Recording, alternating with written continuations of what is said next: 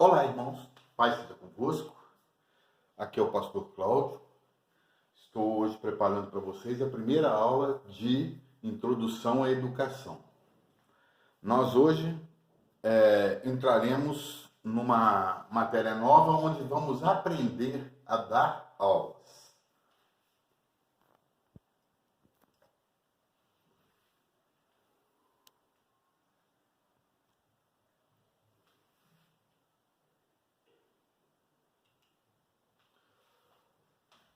Hoje em dia é bem diferente do que se tinha antigamente. Antigamente as matérias eram ministradas com mais facilidade, o respeito era diferenciado dentro de sala de aula. Hoje em dia isso vem se perdendo e os professores vêm perdendo o controle em salas de aula. Realmente, estar dentro de sala de aula para ministrar instruções está sendo uma luta. Não é o caso das nossas instruções, das nossas ministrações, por estarmos numa situação diferente do mundo.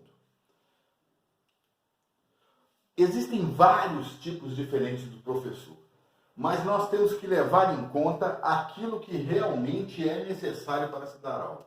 Nós não podemos chamar a atenção para nós mesmos.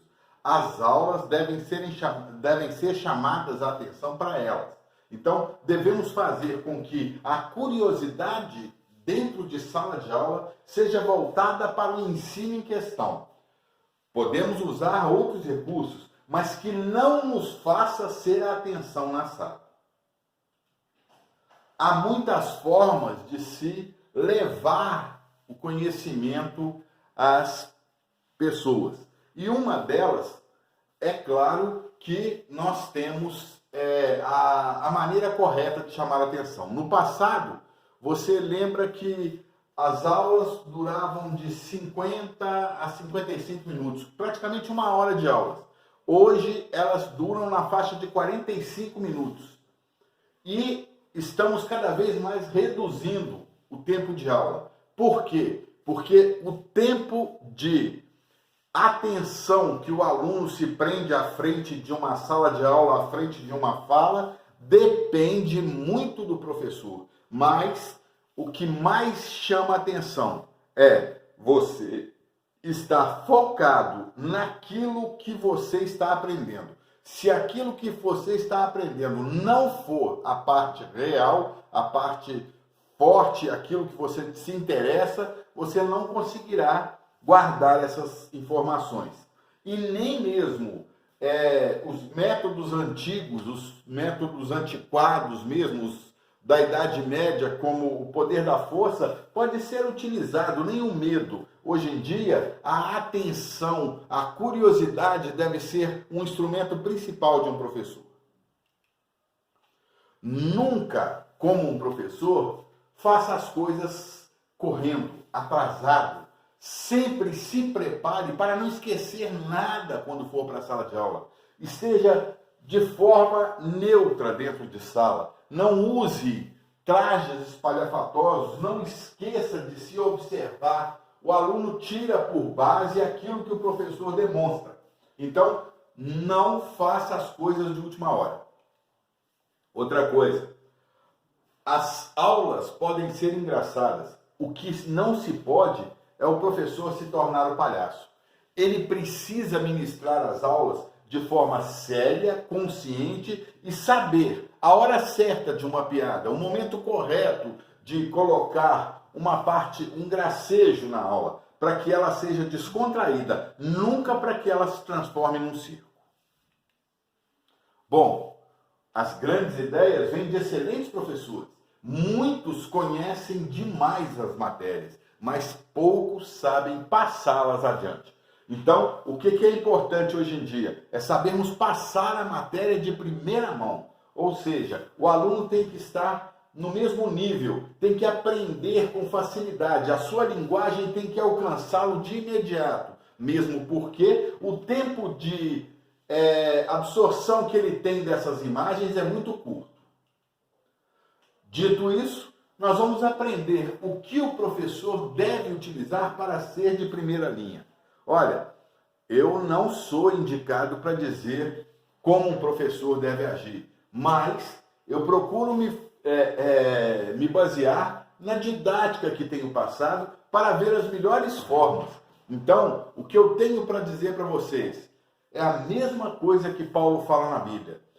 Tira proveito do melhor, retém o que é bom e elimina o defeito, o que é errado, o que não está certo. O que é importante sabermos é quais as verdadeiras atitudes que nos levarão ao sucesso como professores. E o restante deve ser anulado. Mesmo todos os professores, mesmo os melhores, têm hábitos e defeitos negativos à aula. Então podemos usar isso para eliminar, para aprender como não fazer. Não deixa de ser uma instrução. Seja simples, direto, sucinto, mas principalmente procure evitar as falhas.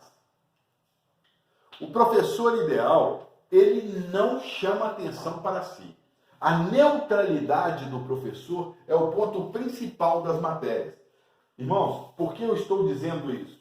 Nós, antes de iniciarmos qualquer tipo de matéria, temos que reconhecer em nossos professores as partes positivas para que nós possamos copiá-las, para que nós possamos imitá-las.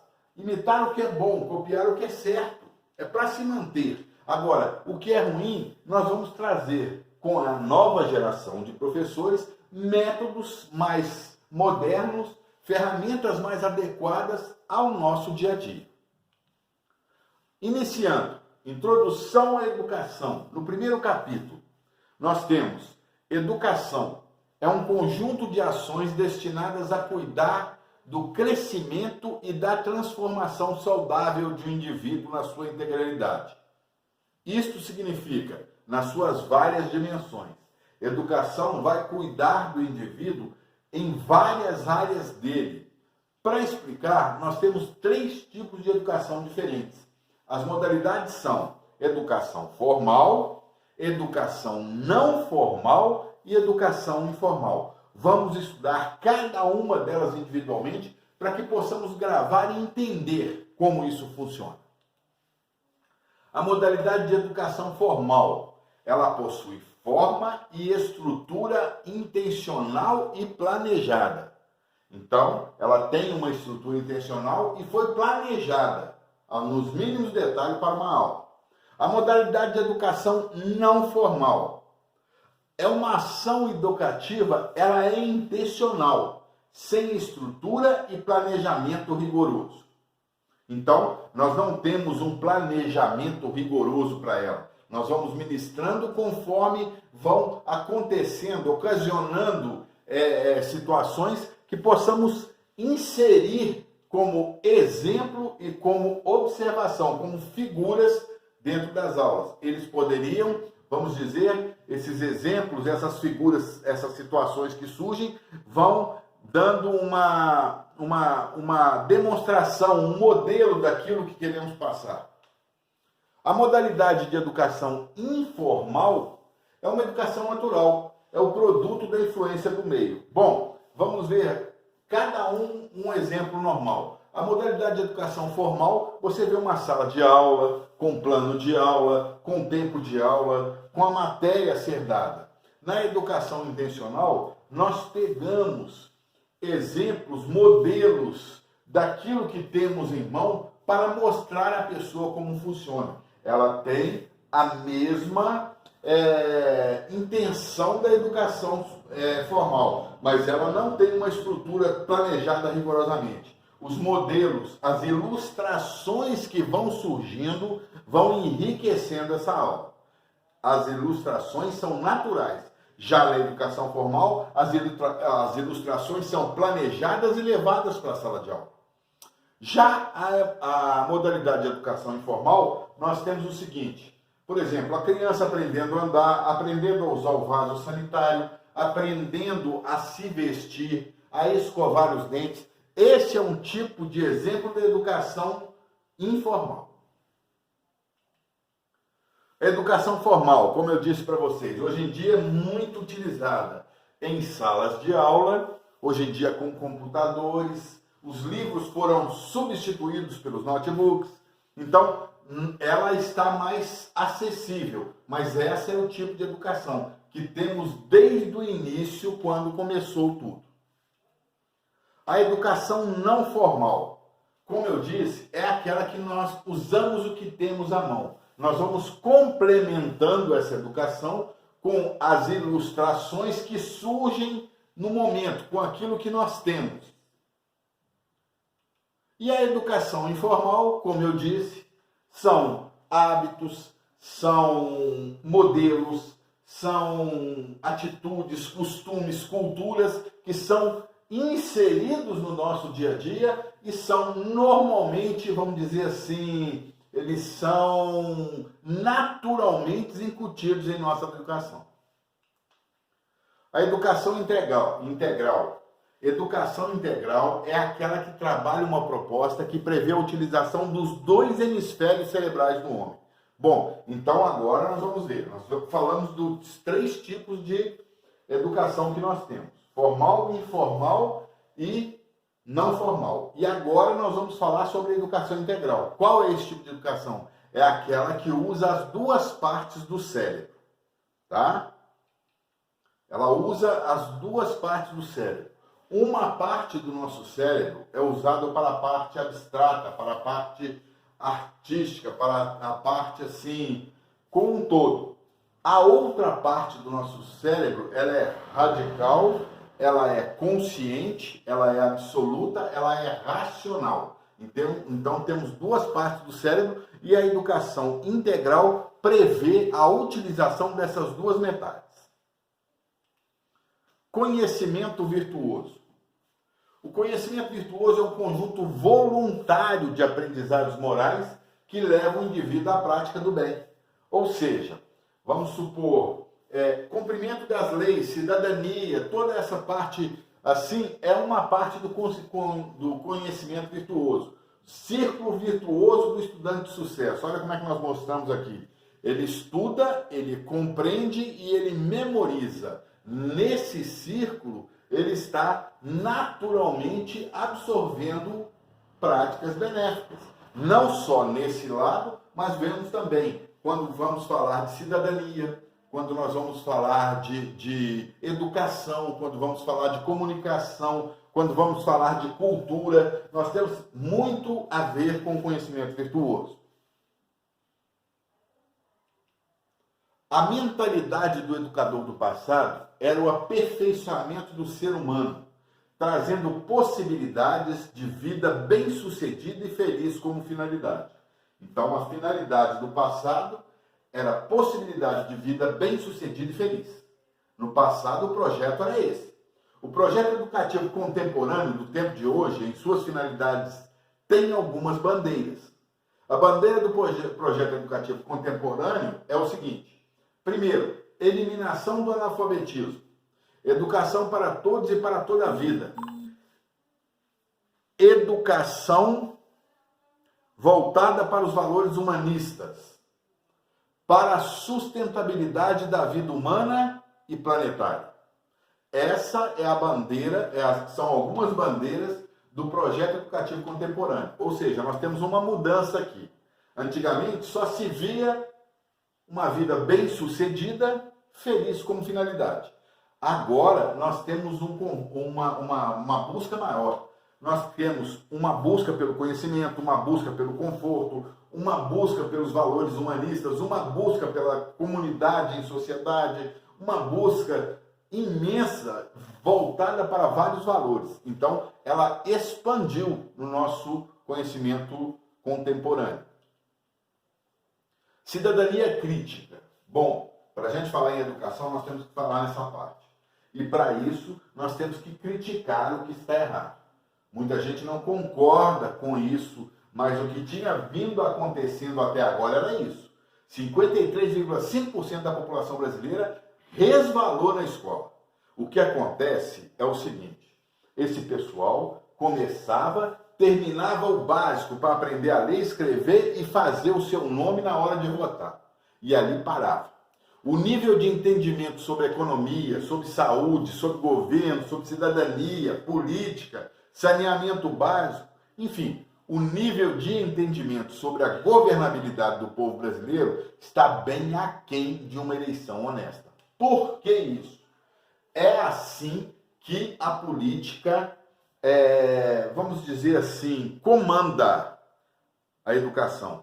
Ela não quer o educando, ela não quer o ser humano, ela não quer o cidadão atento e aberto em sua mente para todas as áreas de conhecimento.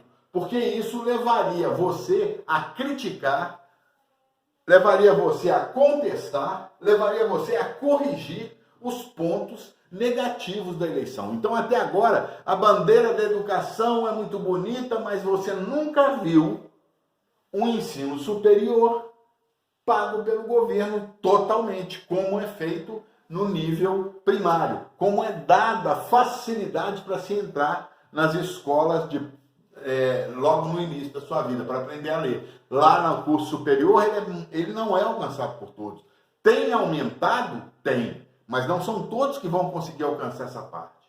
Nas metas da educação contemporânea, há uma barreira quase que intransponível. A falta de vontade política, a falta de interesse do povo na educação e a vontade ferrenha de pensar apenas olhando para o próprio umbigo. O que acontece? Quando você tem uma visão mais superior na parte de educação, você tem uma visão mais de sociedade.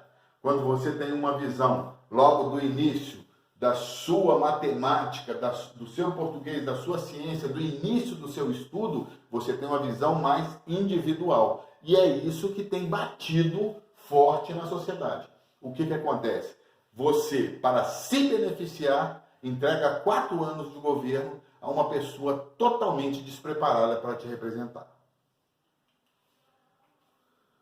Bom, no capítulo 2, nós vamos falar sobre ciência e educação, uma história de paradigmas. Capítulo 2. Paradigma é o mesmo que modelo, padrão.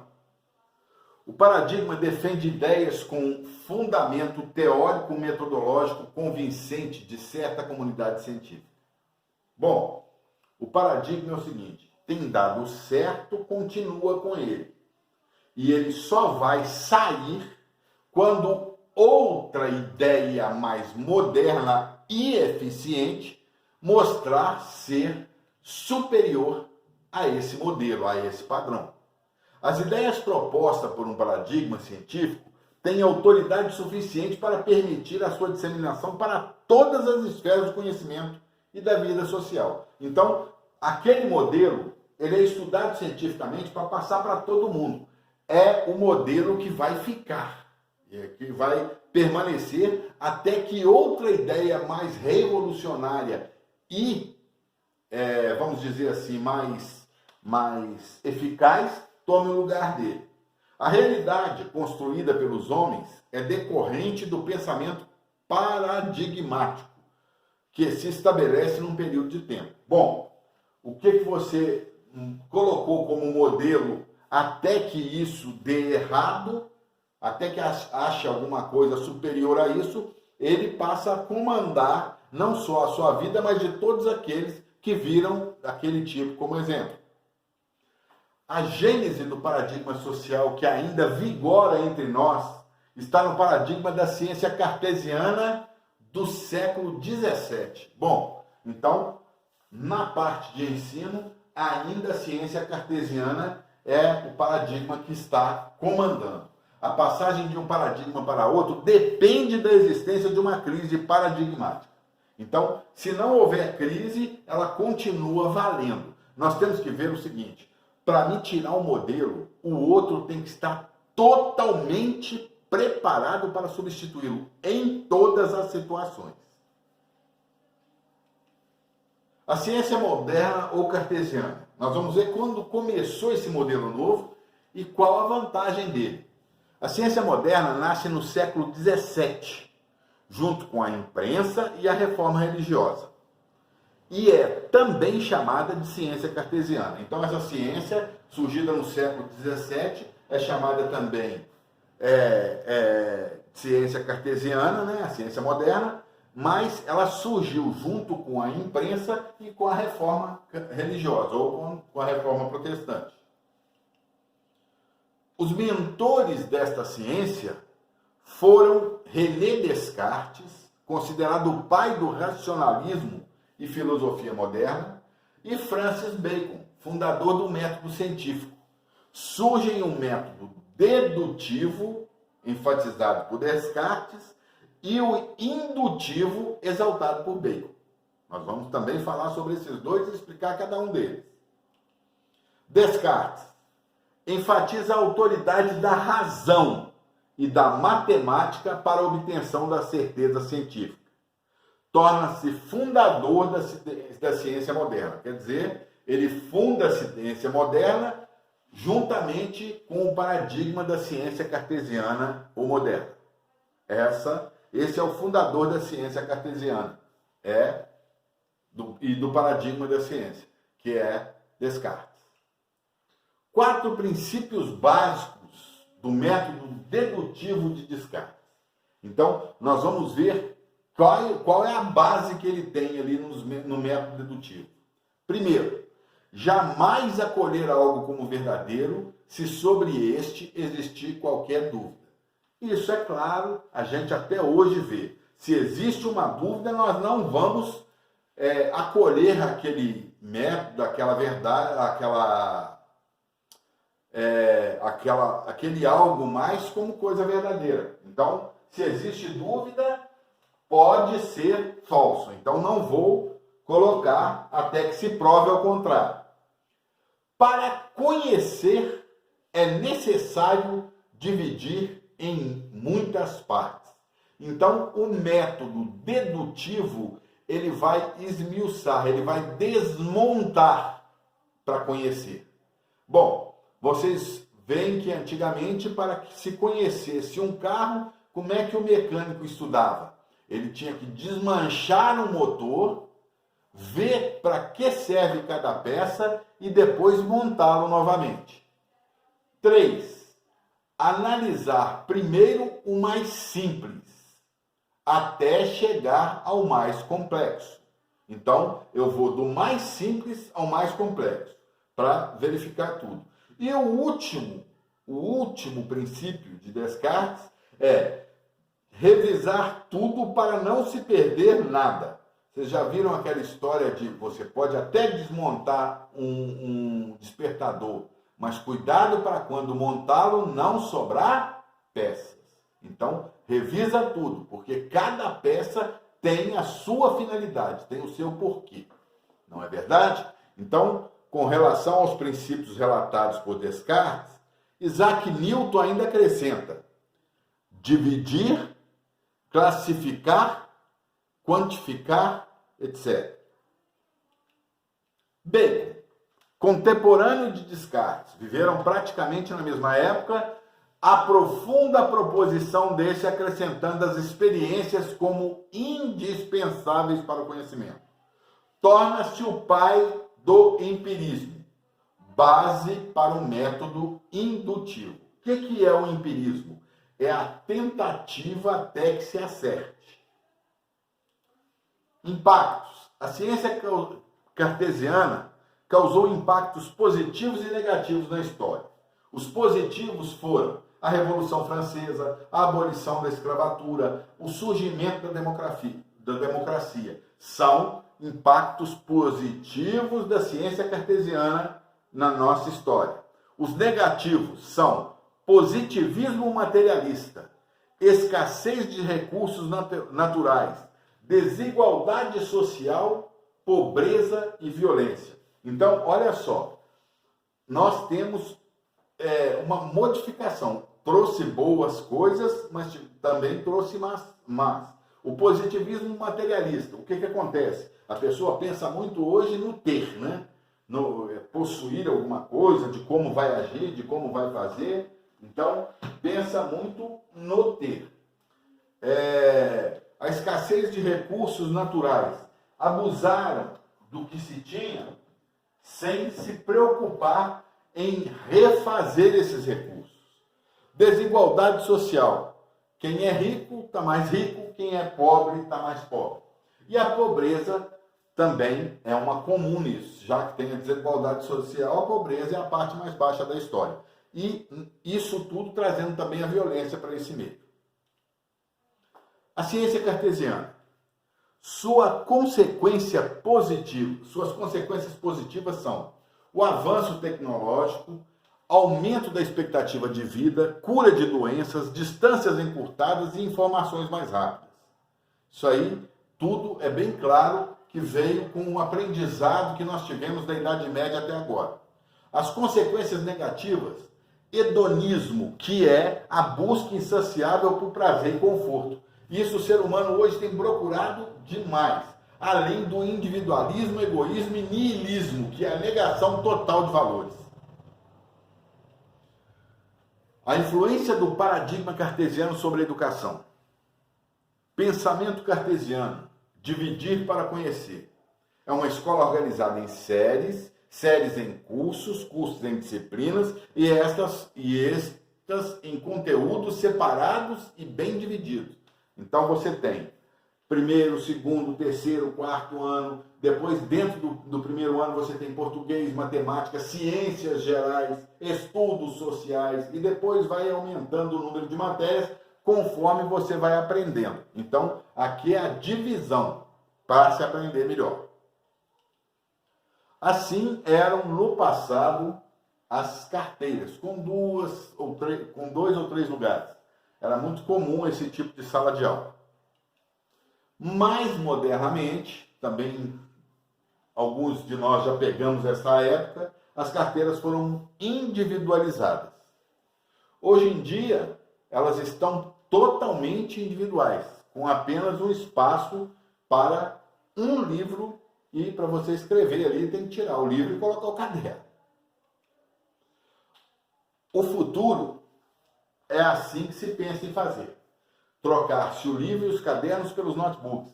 E ali suas anotações, as suas intenções, e o professor vai usar lá o seu data show, o aparelho necessário para que ele possa dar as aulas. O estudante no sistema cartesiano, nascimento da cola, é a aceitação passiva sem criatividade, sem questionamento e sem liberdade de expressão. Olha o que acontecia. Antigamente, o professor falava era lei. Então, o que acontecia? Os pais verificavam o aprendizado do filho conforme que a professora disse. Então, era cobrado da criança aquilo que era falado em sala de aula. Ela não tinha direito de questionar, ela não tinha direito de responder e ela não tinha direito de duvidar. Só que, nisso tudo, houve um crescimento. Porque, se você olhar o sistema cartesiano, hoje em dia, ele ainda é válido e nós temos grandes evoluções com isso. Já no sistema atual, o que está acontecendo é a quebra desse modelo de uma forma atabalhoada, de uma forma desorganizada. Os pais querem cobrar dos professores as notas dos filhos sem saber o seu crescimento, o seu potencial, ou até mesmo se ele tem interessado por isso. A culpa é do professor que não está dando atenção ideal. A culpa é do professor, é do interesse do aluno. Qual o interesse dele? Temos que voltar o estudo para os interesses do aluno. Mas nós temos que ver o que tem que ser explicado, aquilo que vai ser necessário para ele no dia a dia. Não adianta você colocar um aluno dentro de sala de aula para fazer a aula de marcenaria se ele quer ser pedreiro. Não adianta colocar um cara com uma tecnologia muito grande na mão se ele não importa com tecnologia. Então, temos que ver as necessidades que são essenciais para esse aluno que está entrando dentro de sala de aula. Mas nós não podemos perder o que foi de positivo feito até agora. O estudante no sistema cartesiano, nascimento dos modelos, era disciplinado, uniformizado, selecionado e controlado. Meritocracia. Por mais que muitos achem que isso não é correto, a meritocracia é o mérito dado pelos professores aos destaques de notas. Eu acho que, isso é opinião pessoal, isso não tem nada a ver com o curso em si. A meritocracia é a melhor maneira de se ensinar. Eu premio aquele que tem sucesso e eu não premio aquele que não se esforçou. É claro que você não pode fazer distinção de um aluno ou de outro. É lógico que isso não quer dizer discriminação. O que é importante para mim aqui é quem tem uma condição melhor de alcançar uma resposta tem mérito para isso. O que eu não posso é dividir isso. Na meritocracia é bem claro. Você trabalha bem, ganha mais. Você trabalha mal, ganha menos. Ou até perde o emprego. Isso é meritocracia. Agora, se um trabalha bem, o outro trabalha mal, os dois recebem do mesmo jeito, quem vai passar a trabalhar direito? Causou competição, seletividade, seleção sim. Procurou trazer coisas boas, então isso é positivo. Reprovação, se você não estuda, você não passa. E exclusão de alunos. Aconteceu a exclusão, escolha dos próprios. Modelo que até hoje parece sólido. Parece e tem se mostrado, porque até agora não foi substituído. O intelecto, escola, valores e sentimentos, família. Na escola cartesiana, junto com o livro didático, passou a reinar a cópia, a repetição e a memorização. E isso realmente nós temos que mudar. Se eu só copio, se eu só repito, se eu só decoro, isso não vai me levar a nada. Eu tenho que praticar para me conhecer. Aquilo tem que ser inculcado em minha cabeça. O ensino convergia para fazer o aluno ouvir, copiar e repetir.